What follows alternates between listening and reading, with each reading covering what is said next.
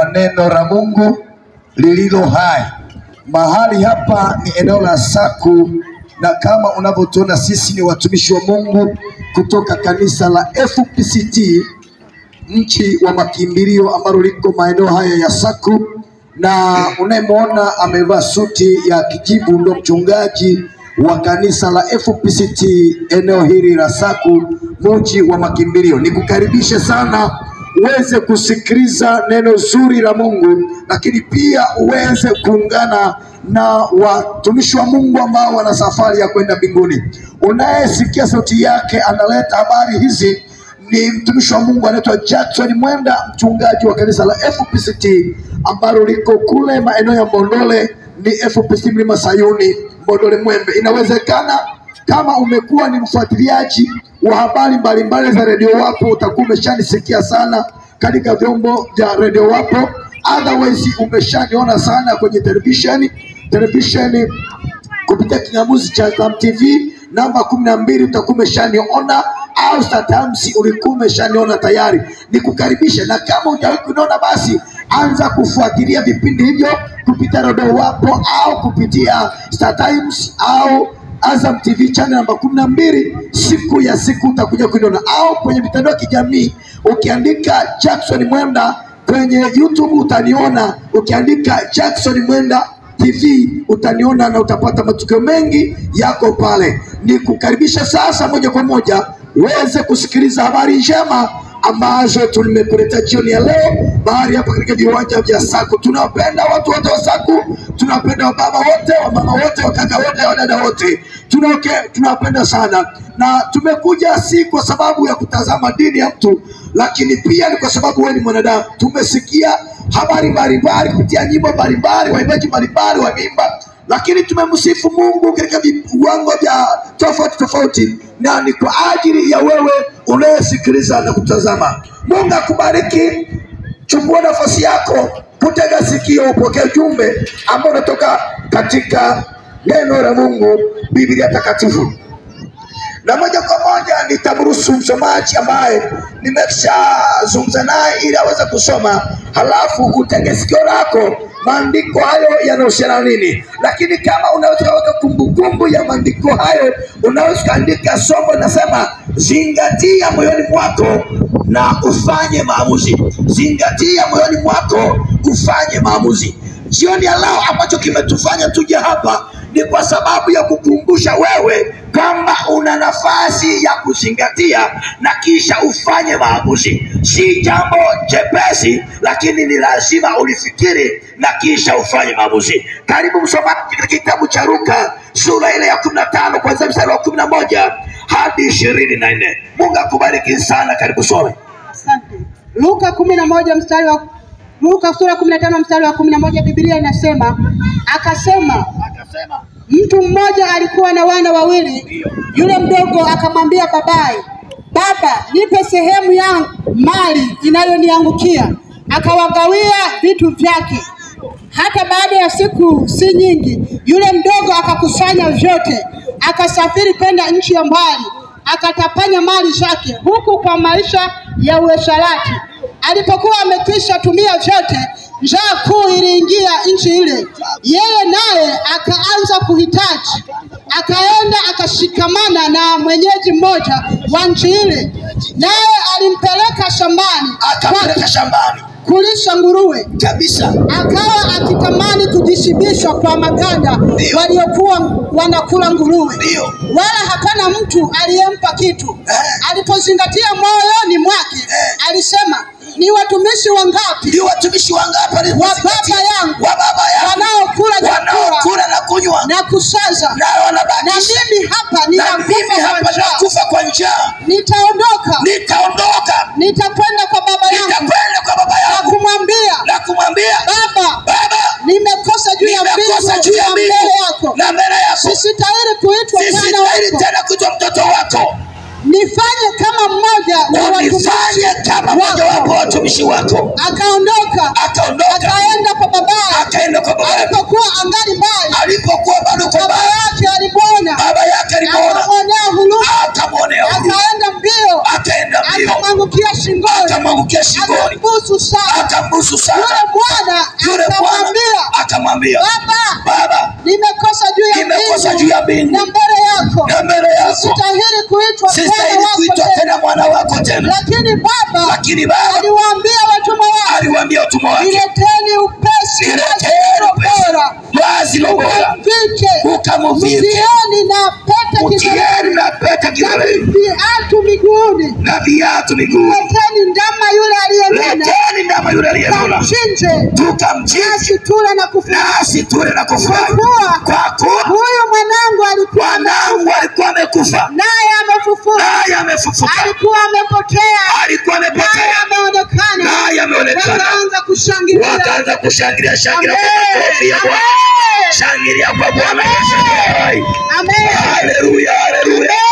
Watu wasaku haleluya. Amen. Wasaku haleluya. Amen. Wasaku haleluya. Amen. Walianza kushangilia baada ya kuona aliyekuwa amekufa amefufuka.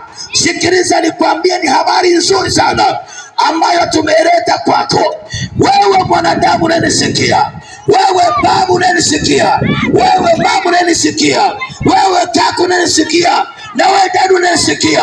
Jambo la kwanza nakwambia, ukimkosea baba, ukimkosea mama, umekosa pia mbele za mbingu. Ndivyo Biblia inavyosema.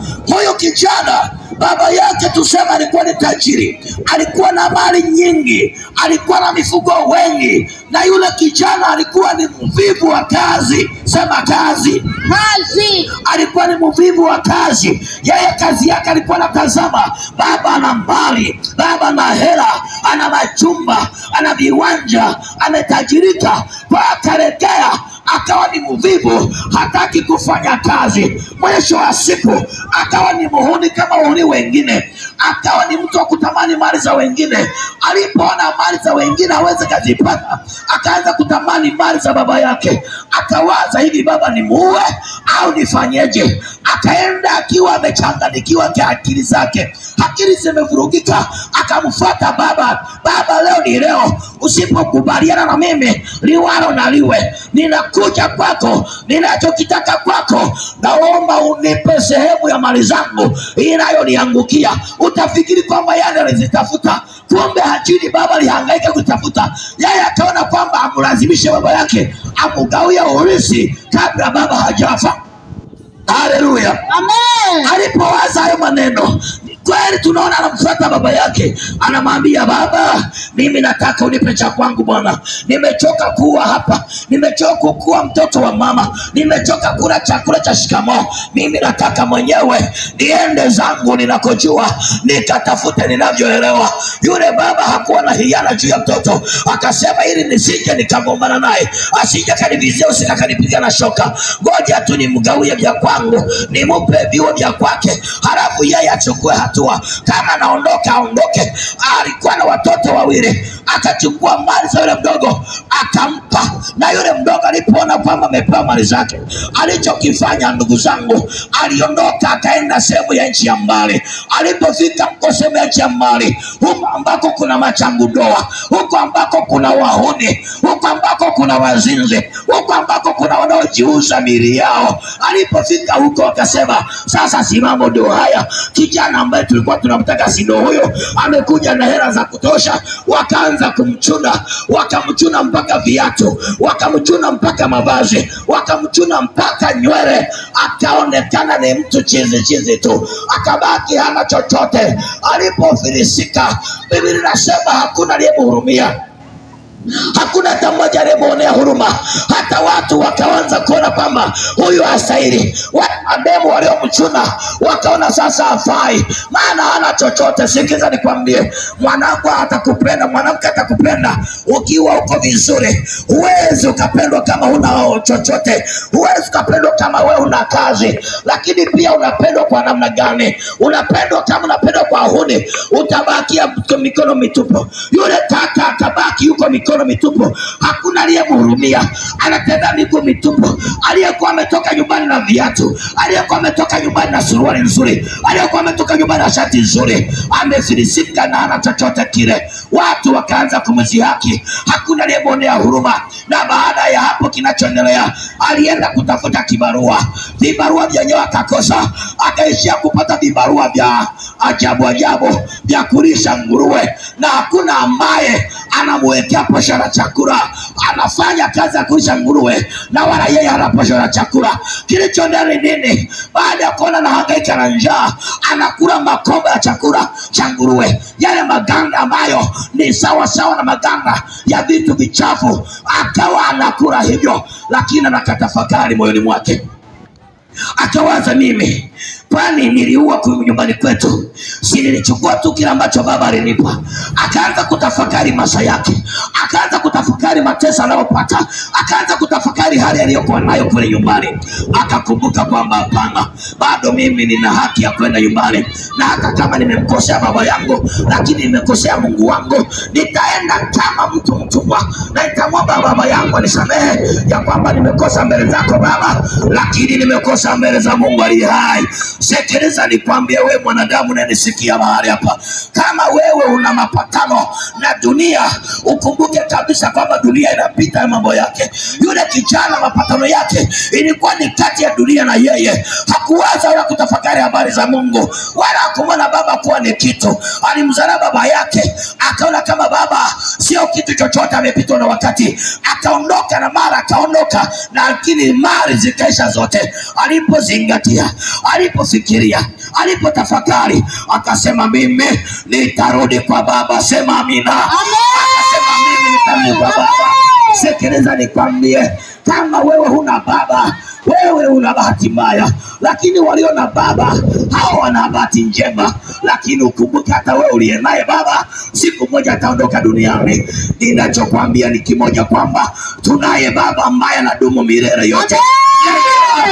Yeye hapotezi wakati, yeye hafirisiki, yeye aishiwe, tena anakupenda kila siku.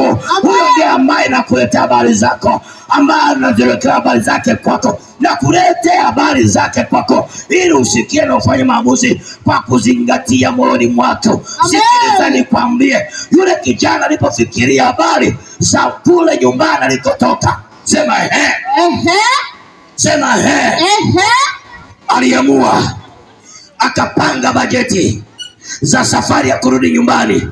Mimi sijui naletwa wapi, lakini kwa sababu alikuwa anafanya kazi ya kulisha nguruwe, inawezekana tajiri alimpa mshahara ili arudi nyumbani. Ule mshahara akautumia kuwa nauli, akaondoka mdogo mdogo, miguuni hana viatu wala nguo nzuri hana, akaondoka kwenda nyumbani kwa baba yake. Lakini cha kushangaza, baba alipomtazama kwa mbali, akaelewa, maana hakuna nesa mtoto wake, akaelewa kwamba yule kijana wangu anarudi. Lakini alijiondoka sivyo anavyorudi. Baba alikosa raha, baba alishindwa kujizuia, akakimbia kukutana na mwanae. Biblia inasema alimkumbatia, tena akambusu sana, na akatoa agizo kwamba, mvueni nguo chafu, mvalisheni nguo nzuri, lakini pia mvalisheni na pete nzuri. Halafu leteni yule ndama aliyenona, tumuchinje tule tufurahi, kwa sababu mwanangu aliyekuwa amekufa amefufuka. Haleluya, haleluya. Maana yake ni nini? Maana yake ni hii: mtu yeyote yule ambaye hajamkubali Yesu kuwa ni Bwana na Mwokozi wa maisha yake, ijapo anaishi, ijapo anatembea, ijapo anafanya kazi, ijapo ana mali, ijapo ana biashara, Biblia yangu inaniambia huyo ni marehemu anayetembea, kama mlivyoimba wimbo ule wa kwanza. Ule wimbo wa pili tunasema mwanadamu yeye ni anatembea ni marehemu. Wewe unatembea ni marehemu kwa sababu ndani yako hakuna Mungu anayeishi. Ndani yako inawezekana inaishi mizimu ya babu yako, inaishi mizimu ya mama yako, inaishi mizimu ya shangazi zako, inaishi marimbwata virimgeta, inaishi majini ambayo ni ya Maka na Madina na kutawala. Sikiliza nikwambie, hayo yanapita na mambo yake, lakini neno la Mungu linadumu milele. Sio leo tumekuja kukumbusha kwamba bado Yesu anakupenda, bado Yesu anakuhitaji. Achana na dhambi unazofanya, achana na maovu unayofanya. Hayo maovu unayofanya yanawakilisha kwamba wewe ni mtumwa na unachunga nguruwe na hakuna posho ya chakula kuliko. Rudi kwa Yesu, bado anakuhitaji wewe mama, wewe baba, wewe kaka, mkimbilia Yesu, anakupenda. Amen. Haleluya. Amen. Haleluya. Amen. Haleluya. Amen. Inashangaza kwamba wewe unasema una dini, lakini ngono, pepo la ngono linakutesa mpaka sasa. Unashangaza kwamba una dini, lakini sigara unasema huwezi kuacha. Inashangaza kwamba una dini, lakini pombe bado inakupomboa tu, huwezi ukaacha. Inashangaza kwamba unasema una dini, lakini kanyumba kadogo kadogo utake kukaacha. Una tunyumba tudogo tudogo, mpaka tunyumba tule twa mizimu, tule tuviringe viringe vya nyumba ndogo ndogo unavyo, wakati unasema una dini. Una dini ya kukusaidia nini? Dini yako inakupeleka nini? Hizo pombe unazokunywa zinakusaidia nini? Wewe rudi kwa Yesu. Huko uliko ni kwenye utumwa na umekosa kazi ya kufanya na wala hakuna weze kukuhurumia. Huko ambao umeuzoea hautakuokoa. Rudi kwa Yesu wewe. Haleluya, haleluya. Haleluya, haleluya. Sikiliza nikwambie, kama ni uhuni wako, watu ambao walikuwa ni wataalamu wa uhuni waliufanya, lakini mwisho wa siku walikutana na mwanaume Yesu akawaambia mnaniuzi. Yuko mmoja anaitwa Sauli. Kwenye Biblia alikuwa ni mtu mshika dini sana, alikuwa ni muamini sana wa dini yake, na alikuwa akiwaburuta na kuwatesa watu ambao walikuwa na mkubali Yesu Kristo. Lakini mwisho wa siku alipokutana na Yesu alimuuliza, wewe Sauli, mbona unaniuzi? Sauli anamuuliza, wewe ni nani Bwana? Sauli, Yesu anasema, mimi ni Yesu Kristo naye niuzi. Na Sauli moja kwa moja akageuka akaanza kumtumikia Yesu.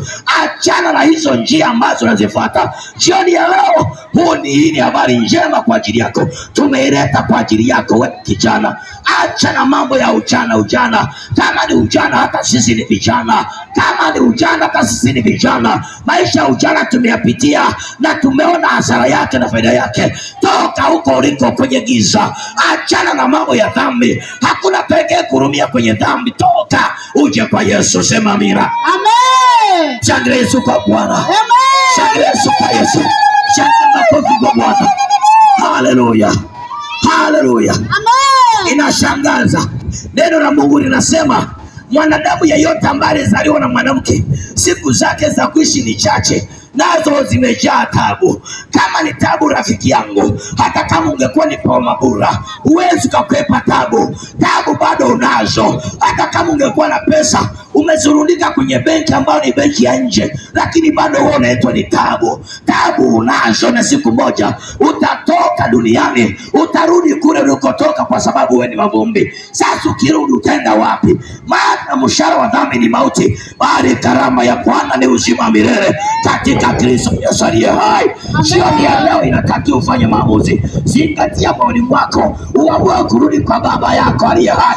Baba aliye halisi ni Yesu Kristo. Baba aliye halisi ni yeye aliyekuumba. Baba aliye halisi ni yule anayekataza kufanya maovu, ni yule ambaye ana huruma juu yako. Sikiliza nikwambie, jini halina huruma juu yako, wala mganga wa kienyeji hana huruma juu yako, wala mchawi hana huruma juu yako. Wengi wenu mko mnafanya biashara, lakini kila siku hamuoni matokeo mkipiga hatua. Kila siku biashara yako ni ile ile, haupigi hatua. Ni kwa nini wakati kila siku uko kazini? Ulishawahi kujiuliza? Ulishawahi kutafakari hayo?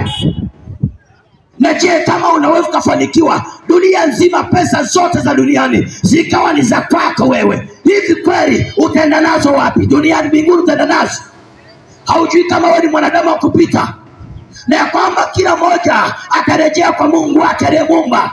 Na Mungu aliyekuumba ndiye yule ambaye anakataza dhambi, anakataza usifanye ushoga, anakataza usifanye ulawiti, anakataza usifanye uzinzi, anakataza usifanye uchawi, anakataza usifanye urozi, anakataza usifanye ulimwata, anakataza usiwe na chumoreta. Lakini mbona unaendelea kufanya mambo ya ovyo, na wewe unajua siku zako za kuishi ni chache? Jioni ya leo fanya maamuzi wewe dada. Asikudanganya baba eti hii ni dini yangu. Inatakiwa kwamba ufia kwenye dini yangu. Hata hata kama ukifia kwenye dini yako haitakusaidia kumwona Mungu. Kitakachokusaidia kumwona Mungu ni kufanya maamuzi ya kuokoka na kuacha dhambi na kumfuata Yesu awe Bwana na Mwokozi wa maisha yako. Hicho ndicho kitakachokusaidia. Nikisikia kelele shangwe watu wakipiga. Haleluya.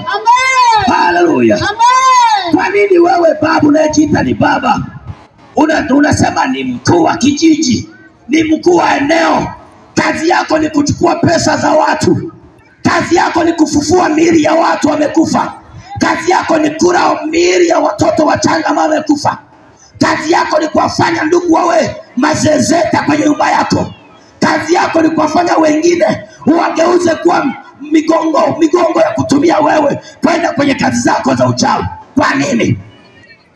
Na dini unayo. Dini unayo. Hiyo dini imekusaidia kuacha mabaya kwa kiasi gani? Sikiliza, sisi hatuhubiri habari ya dini, tunahubiri habari ya wokovu. Bana tunajua kwamba wokovu ni mpango halisi wa Mungu kutaka kumwokoa mwanadamu, lakini dini ni mpango wa mwanadamu kujaribu kumtafuta Mungu. Na hakuna aliyeweza kufanya mpango wake ukafanikiwa. Biblia inasema usitegemee njia zako, zitegemee njia za Bwana aliye hai.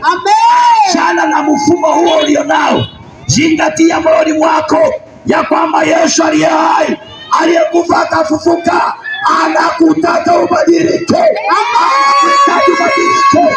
Achana na mfumo mbaya. Urudi kwa Yesu, sema amina. Urudi kwa Bwana, sema amina. Urudi kwa Bwana, sema amina. Wewe uko hapa, viringe vinakutangaza kwamba wewe ni mkuu wa kiringe. Baba yako afadhali yule kijana, yeye alitaka mali, lakini wewe kwa baba yako au babu yako unataka mikoba ya kichawi. Una akili wewe? Leta na akili yo mtu kabisa, hana akili. Yani baada ya kutaka mali kama yule kijana, wewe tunataka mikoba ya bibi, mikoba ya babu, mikoba ya upanga. Hirizi kubwa ya kazi gani hiyo? Inakusaidia nini hiyo? Mbona una mambo ya ajabu wewe? Wewe badala ya kulisi vitu vizuri unalisi vitu vibaya. Unakaa kwenye viringe. Kijana kabisa, baba mzima mwenye akili timamu, unafanya kazi ya kiganga, unafanya kazi ya kichawi. Dada mzuri, unajiuza mwili wako. Kaka mzuri, unakuwa shoga. We achayo. Achayo. Jioni ya leo Yesu anakupenda. Anakuambia rudi. Anakuhitaji rudi. Anakuhitaji rudi. Anakuhitaji, piga makofi. Haleluya. Haleluya. Haleluya. Ni ajabu sana. Wakikutazama wanaona ni mwanaume, lakini usiku wewe ni mwanamke. Wakikutazama wanaona ni mwanamke, lakini usiku ni mwanaume. Wakikutazama wewe ni kipofu, lakini usiku unaona. Haya namna gani ndugu zangu? Mbona wa Tanzania ni kama tumerogwa? Kwa nini tunamwacha Mungu, tunakimbia vitu vya ovyo hapa duniani wakati tunapita? Sikiliza nikwambie, kama hujawahi kuona mama amekufa, inawezekana ushafiwa wewe. Kama hujafiwa wewe, inawezekana ushaona mtu ambaye amekufa. Hayo mambo ni ajabu. Ni ajabu. Tafsiri yake nakwambia, siku moja na wewe utakufa. Na ukifa katika dhambi, mwisho wake ni jehanamu. Hakuna mjadala. Hakuna mjadala. Hawatakuja watu kusema tumswalie mtume. Hakuna cha mswalie mtume. Wewe ukishakufa mjadala umeisha. Umeisha. Kinachobaki ni hukumu. Na kabla hujafa, ndio maana Yesu anatumia watumishi wake kuja mahali kama hapa ili wakushauri. Ushauri mzuri ni kwamba badili maisha yako. Badili maisha yako. Badili maisha yako. Ama kumfuata Yesu. Achana na dini. Achana na pombe. Pombe ni dhambi. Uzinzi ni dhambi. Ulevi ni dhambi. Biblia inakataa. Neno la Mungu linakataa. Na hakuna mtu ambaye anasema hampendi Mungu. Mimi najua kabisa kila mmoja ukimuuliza anasema anampenda Mungu. Na ndio maana ukiruhusu unasema na dini yako. Lakini mimi nakwambia kama unampenda Mungu, achana na mifumo ya dini, tafuta kuwa na wokovu ndani ya maisha yako. Amen.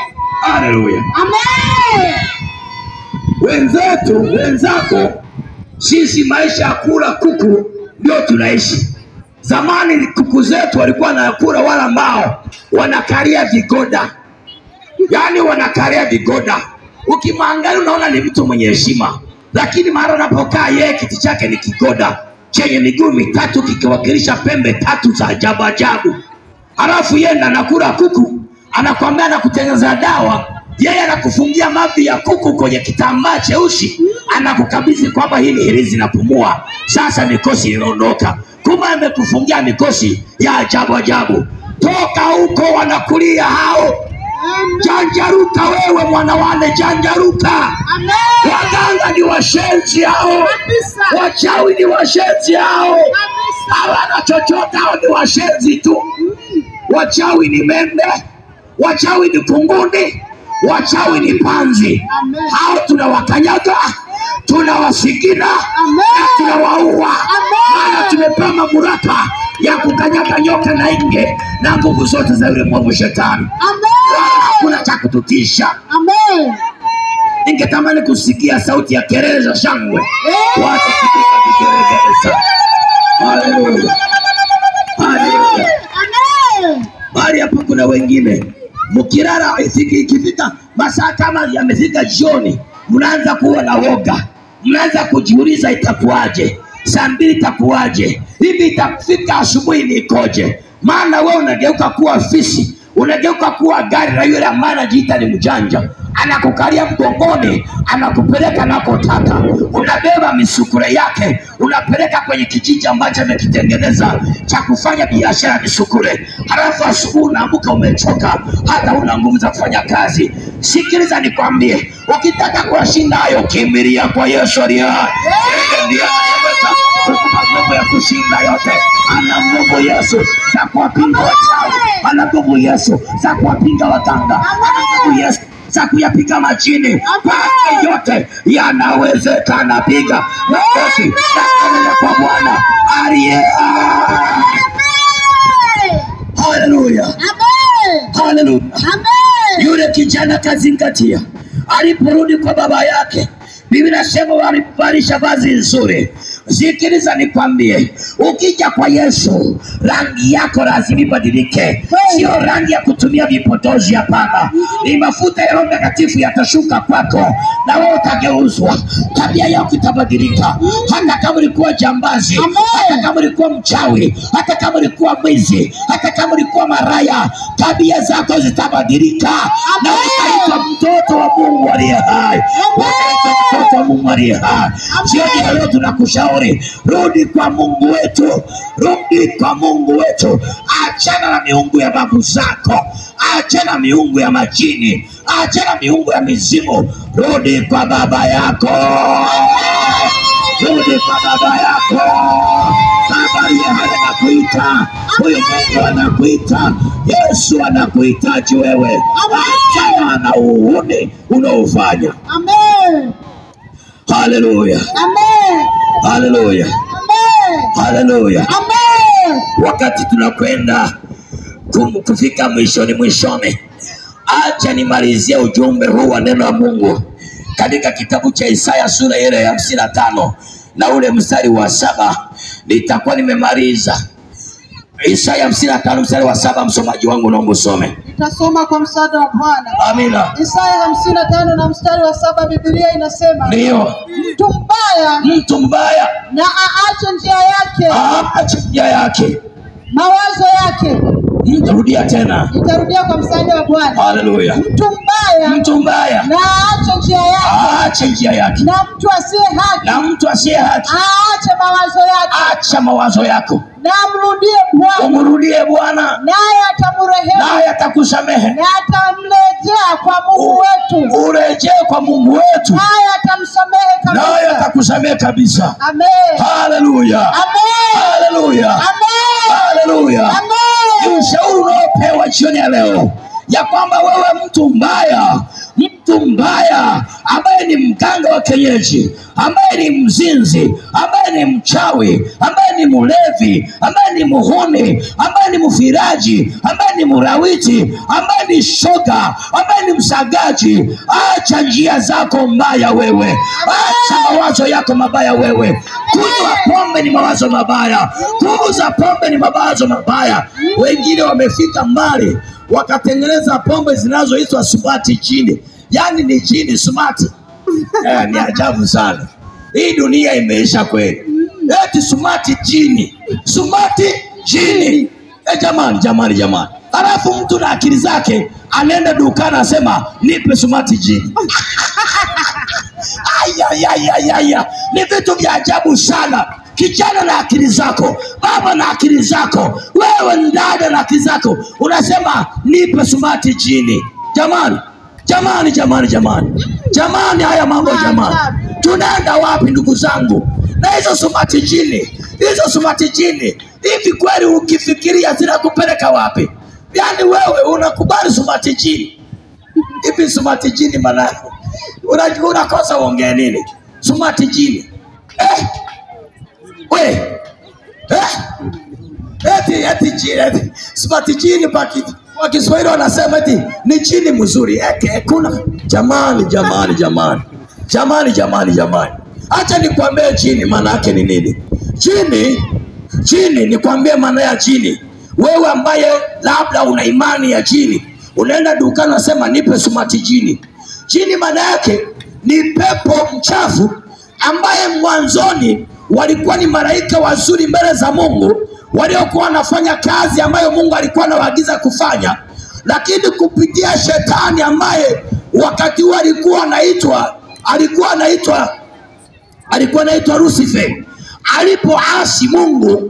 alipomwasi Mungu akatamani kukaa kwenye kiti cha enzi cha Mungu ili kwamba aipindue enzi ya Mungu, yeye naye afanane na Mungu. Mungu asiyeshindwa alimfukuza katika mbingu kwenye ufalme wake.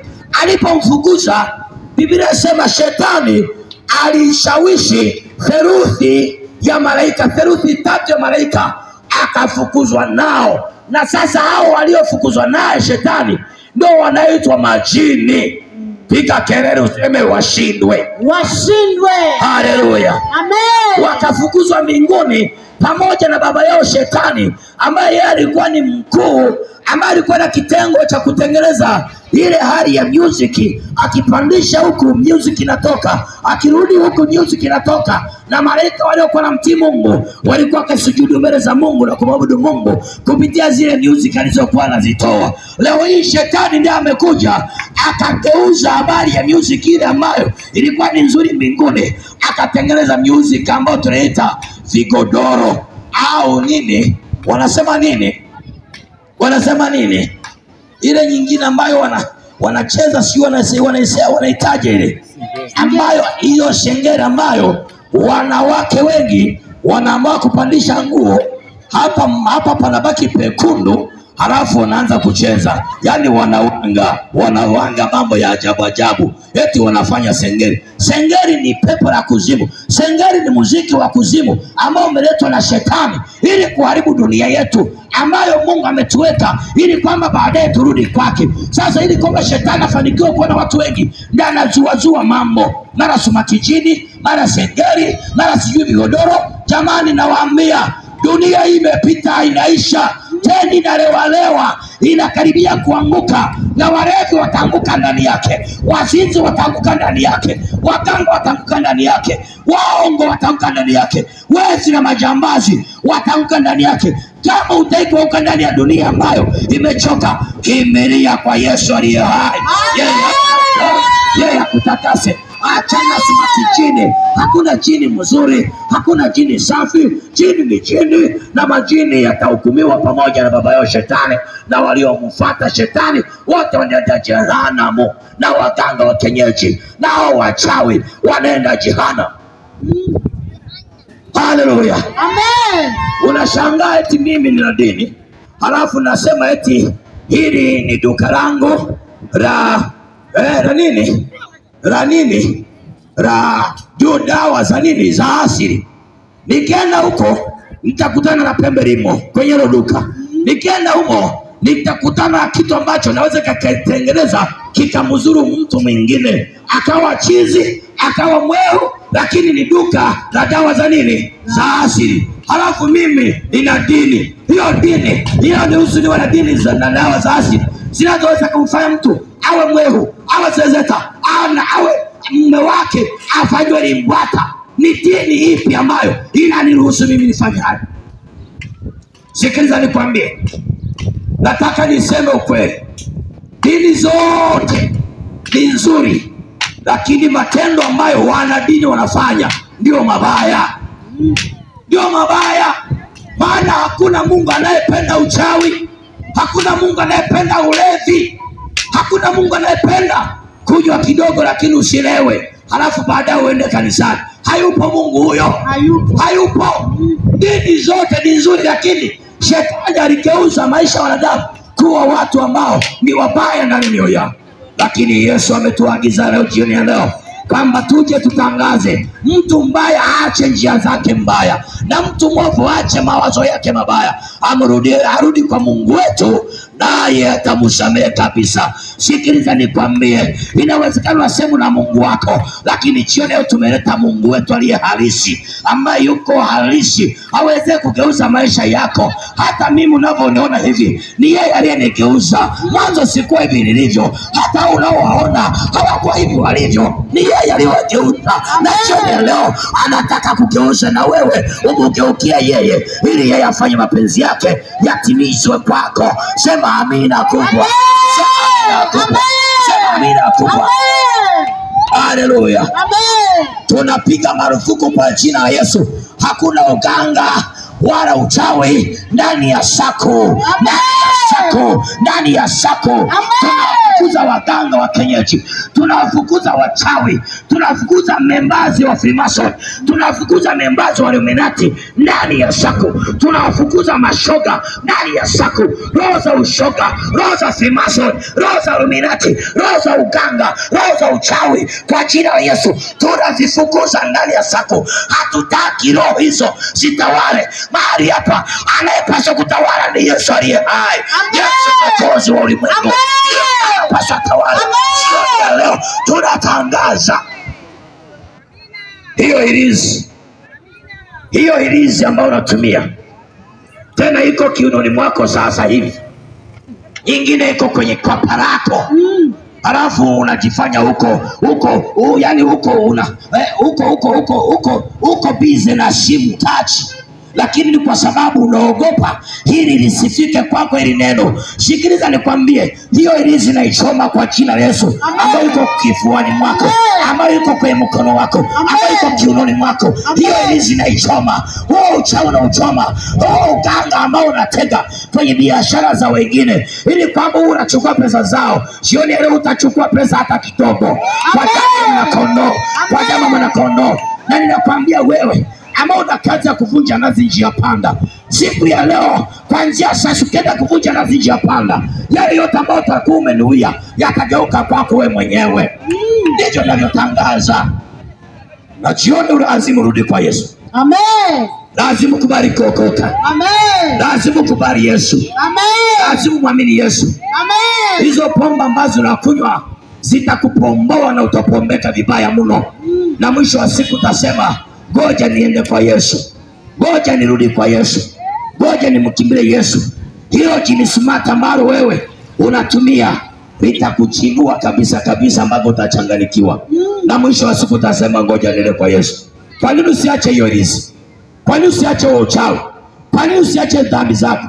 Biblia inasema afichaye dhambi zake hatafanikiwa, bali azungamaye atapata rehema. Jioni leo kuna rehema kwa ajili yako. Mwamini Yesu jioni ya leo. Wewe baba, wewe mama, mwamini Yesu jioni ya leo. Anakuhitaji Yesu. Yesu aliyekufa msalabani, akazikwa siku ya kwanza, ya pili, ya tatu akafufuka, ndiye ametuagiza mahali hapa ili tuje. Sisi hatuogopi uchawi wala uganga. Tunatangaza habari njema za Bwana Yesu. Na tuhubiri habari ya dini, tunahubiri habari ya Bwana Yesu. Kubali Yesu akuokoe. Acha kuteseka. Acha kuhangaika katika nchi ya mbali. Acha kunyanyasika katika nchi ya mbali. Rudi kwa Mungu wetu, yeye atakusamehe. Rudi kwa Mungu wetu, yeye atakuhurumia. Rudi kwa Mungu wetu, yeye atakuokoa kabisa. Amen. Achana mambo yote mabaya. Amen. Achana. Nataka nikuulize swali, kama wewe ni jasiri. Kama wewe ni jasiri. Nikisema mganga nyosha mkono, mganga wa kienyeji, nyosha mkono juu, utanyosha.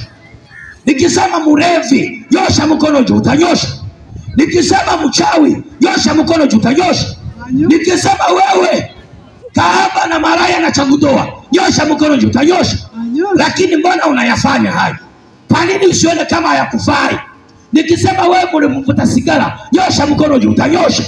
Au nikisema mvuta bangi, nyosha mkono juu, utanyosha. Lakini mbona unavuta sigara? Kwa nini usiache, rafiki yangu wewe? Kwa nini usiache? Bwana, hiyo ni tabia mbaya, haimpendezi Mungu, haimstahili Mungu. Achana nayo. Kama ni biashara, fanya biashara kwa halali. Acha kutumia juju, acha kutumia uchawi ili upate hela. Acha kuwageuza wengine kuwa mitaji yako. Fanya kazi kwa halali. Kama ni duka, fungua duka, uuze kwa halali. Acha kuweka vichupa kwenye mlango wako. Acha kuweka bahasha kwenye milango yako. Achana nayo. Huo ni uchawi na ushirikina, na Mungu hapendi shiriki.